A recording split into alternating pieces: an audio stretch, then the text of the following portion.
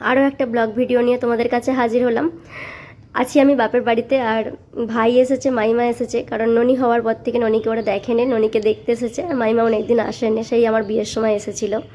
তো এসেছে যেদিন, সেদিন আমাদের খই ঢালা ছিল, ভাত করতে নেই, সেই জন্য মা শ্যামা চাল বানিয়েছে। আর ভাগ্যক্রমে সেদিন মামাদেরও একই ছিল, তো মাইমাও ভাত খাবে না, সেজন্য শ্যামা চাল নারকেল কোড়া দিয়ে বেশ খেতে ভালোই লাগে ভাতের মতো।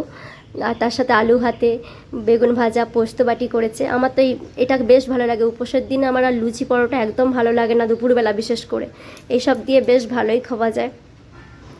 আর আমাদের এখানে ননি বুড়ো কেমন পিট করে দেখছে যে এরা সব কি খাচ্ছে, আমাকে দিচ্ছে না। আর সত্যি কথা বলতে আমার শরীরটাও কদিন হলো খারাপ যাচ্ছে, সেই জন্য হচ্ছে ডাক্তার দেখানো হচ্ছে। আর আমাদের এখানে ননি বুড়োকে একটু আমি কোলে নিয়ে বসেছিলাম, তারপরে মাইমা ননিকে কোলে নিয়েছে। ননি তো এসব দিয়ে ঘুমাচ্ছিল, ও এবার ওঠার পর মাইমা একটু ওকে কোলে নিয়েছে। আর বিকেলবেলা আমি শুয়েছিলাম, মা এসে সিরাপটা খাওয়াচ্ছিল, কারণ সর্দির জন্য সিরাপ খাওয়া হচ্ছে। আর ননি আমার পাশেই শুয়েছিল, আর ভাইও শুয়ে আছে।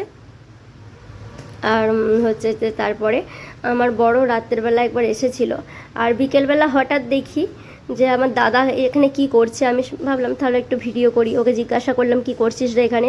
ও বললো ডাটা কালেক্ট করছি, কি একটা প্রজেক্টের কাজ করছে, এটা নিয়ে এখন রিসার্চ করছে, সেটাই কি ডাটা কালেক্ট করার জন্য এইভাবে কত 20 মিটার দূরত্বের মধ্যে দুটো রেখেছে।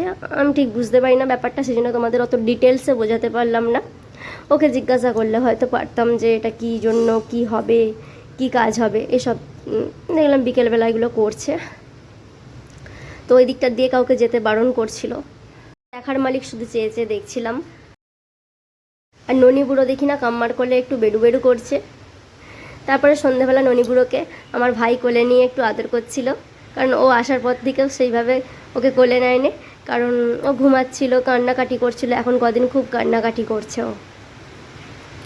আর হচ্ছে যে তোমরা যদি কেউ ভাবো যে আমি ডেলি ব্লগ বানাই, আমার শরীর খারাপ এটা বলছি কেন, এটা বলছি কেন, এটা যদি কেউ ভাবো, যদিও এইভাবে কেউ ভাবে না, কারণ ডেলি ব্লগের মানেই এটা যে সব কিছু শেয়ার করা। তো হচ্ছে যে ভালো মন্দ সব কিছুই মোটামুটি শেয়ার করা, তো সেই জন্যই শেয়ার করা, এটা কোনো খারাপ কিছু না নয় বলেই তো আমি মনে করি। যারা ডেলি ব্লগ করে তারা সবাই এইভাবেই ভিডিও বানায়। আর মা সন্ধ্যাবেলা তাল কাটছিল, কারণ তালের লুচি করবে, আর আমি একটু পনিরের তরকারিটা করেছিলাম।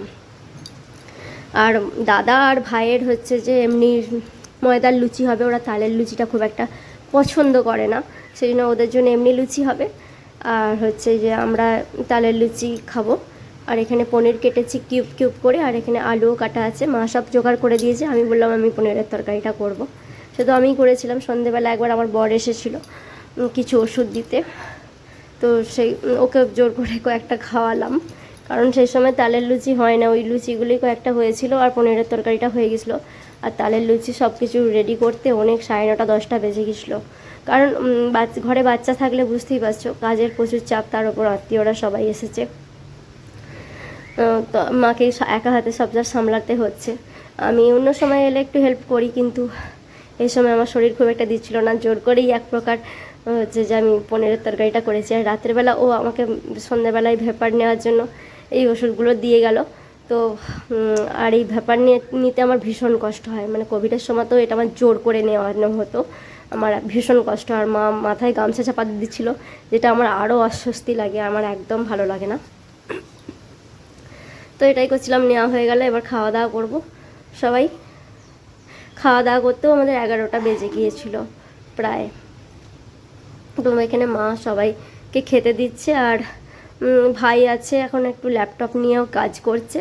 তো এখানে পনিরের তরকারি আর ফুলকো লুচি খাওয়া দাওয়া হয়ে গেল। ব্লগটা কেমন লাগলো অবশ্যই তোমরা